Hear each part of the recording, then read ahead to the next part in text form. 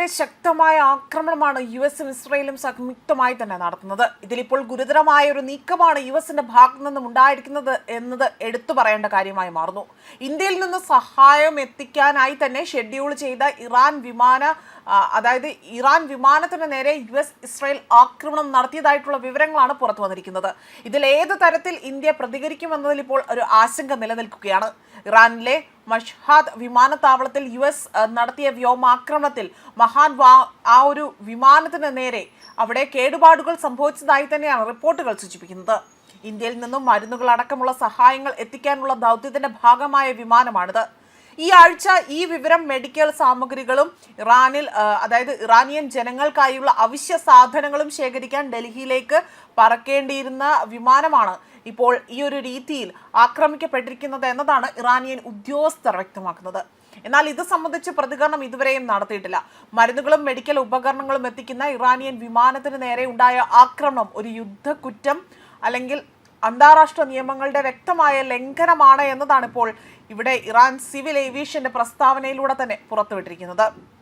അതിൽ ഇന്ത്യക്ക് ഷെഡ്യൂൾ ചെയ്ത വിമാനം, ഇന്ത്യയിലേക്ക് പോകാൻ വേണ്ടി ഷെഡ്യൂൾ ചെയ്ത വിമാനമാണ് പ്രത്യേകം പറയുന്നില്ല എന്നൊരു വസ്തുത കൂടി ഇവിടെ എടുത്തു പറയേണ്ടതുണ്ട്. മാത്രമല്ല, റിപ്പോർട്ടുകൾ പ്രകാരം ഏപ്രിൽ 1 വിമാനം ന്യൂഡൽഹിയിൽ എത്തേണ്ടതായിരുന്നു. വിമാനത്താവളത്തിന് നേരെ ഉണ്ടായ യുഎസ് ആക്രമണത്തിലാണ് വിമാനത്തിന് കേടുപാടുകൾ പറ്റിയെന്ന് ഇറാൻ തന്നെ ഇവിടെ ആരോപണം ഉന്നയിച്ചിരിക്കുന്നത്. പശ്ചിമേഷ്യ, മധ്യേഷ്യ, ദക്ഷിണേഷ്യ തുടങ്ങി വിവിധ മേഖലകളിൽ സർവീസ് നടത്തുന്ന ഇറാന്റെ പ്രമുഖ സ്വകാര്യ വിമാന കമ്പനിയായ കമ്പനിയാണ് മഹാൻ എയർ എന്ന് പറയുന്നത്. ഇന്ത്യയിൽ നിന്നുള്ള സഹായം എത്തിക്കുന്നതിൽ ഈ വിമാനം പ്രധാന പങ്ക് വഹിക്കുന്നുണ്ട്. നേരത്തെ മാർച്ച് 18 ഇന്ത്യയിൽ നിന്നും ആദ്യഘട്ട വൈദ്യസഹായം ഇറാനിയൻ റെഡ് ക്രോസ് സൊസൈറ്റി വഴി ഇന്ത്യയിലേക്ക് എത്തിച്ചിരുന്നു. ദുരിത സമയത്ത് സഹായഹസ്തം നീട്ടിയ ഇന്ത്യൻ ജനതയ്ക്ക് ന്യൂഡൽഹിയിലെ ഇറാൻ എംബസി നന്ദി അറിയിക്കുകയും ചെയ്തതാണ്.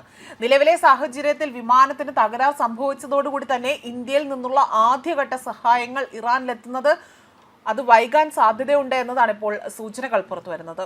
അതേസമയം നിരവധി രാജ്യങ്ങളിൽ നിന്ന് ഇറാനിലേക്ക് മരുന്നും വൈദ്യ ഉപകരണങ്ങളും എത്തിച്ചിരുന്ന ഇറാനിയൻ യാത്രാ വിമാനത്തിന് നേരെയാണ് ഇസ്രയേൽ അമേരിക്കൻ ആക്രമണം നടത്തുന്നുവെന്നും ഇറാന്റെ സിവിൽ ഏവിയേഷൻ ഓർഗനൈസേഷൻ ഈ നടപടിയെ ശക്തമായി തന്നെ അപലപിക്കുന്നതായും ഒരു പ്രസ്താവന പുറത്തിറക്കിയിട്ടുണ്ട്.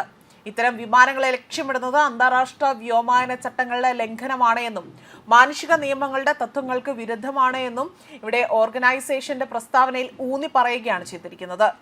ന്യൂസ് ഡെസ്ക് കർമ്മ ന്യൂസ്.